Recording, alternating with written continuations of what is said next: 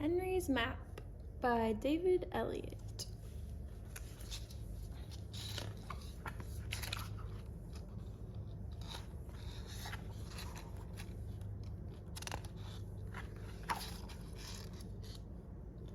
Henry was a very organized sort of pig. He liked knowing exactly where everything was in his tidy little sty. He straightened his mirror and smiled. "A place for everything and everything in its place," he said. Henry looked out his window and frowned. Tisk, tisk. What a mess the farm was. How could anybody ever find anything out there? Then he had an idea. "I shall make a map," he said, "so that everyone will know what belongs where." He went to his cupboard for his pencil and some paper and trotted to his stable. The first thing he drew was his sty, and he drew a picture of himself next to it. Then he rolled up his map and marched outside. At the wool shed, he came across Maisie, Daisy, and Clementine. "Bah, what are you doing, Henry?" they asked. "I'm making a map of the farm," said Henry. "Ooh, how exciting," cried the sheep. "Are we in it?" "You are right here," said Henry, and he drew a square for the wool shed with 3 sheep beside it. The sheep clapped their hooves together. Henry walked across the meadow and came upon Abigail sitting in the shade of a large oak tree. "Hello, Henry, what are you doing?" asked Abigail. But before he could answer, the sheep cried, "Bah! He's making a map of the farm, and we're in it."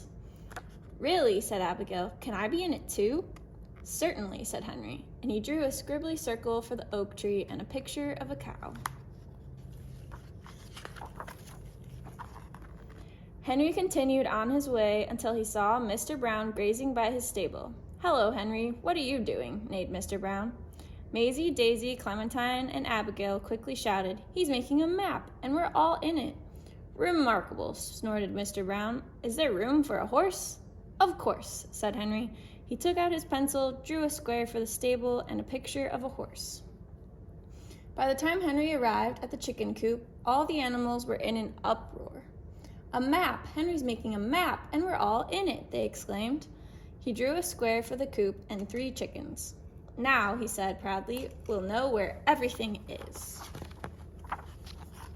"Follow me," said Henry, leading the other animals up the hill. "I'll show you my map."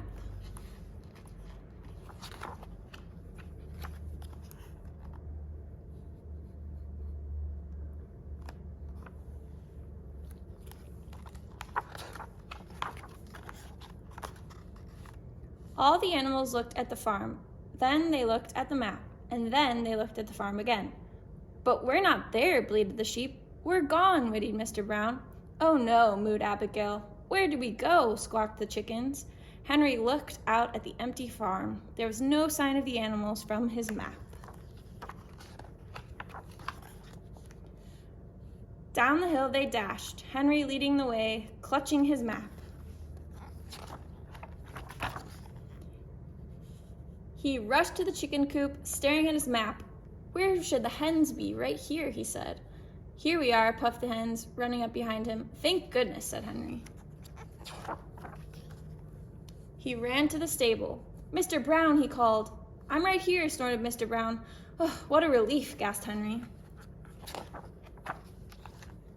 "Abigail," he yelled when he reached the oak tree. "Coming," mooed Abigail, running to her tree. "Thank heavens," said Henry. "But what about those sheep?" "Here we are," cried the sheep, dancing on the wool shed steps. "Your map was right after all, Henry." But Henry needed to be sure. He hurried back to his sty and threw open the door. There was no one inside. He tiptoed over to his mirror. Slowly, he looked into it. "There you are, Henry," he smiled, "just where you ought to be. A place for everything and everything in its place."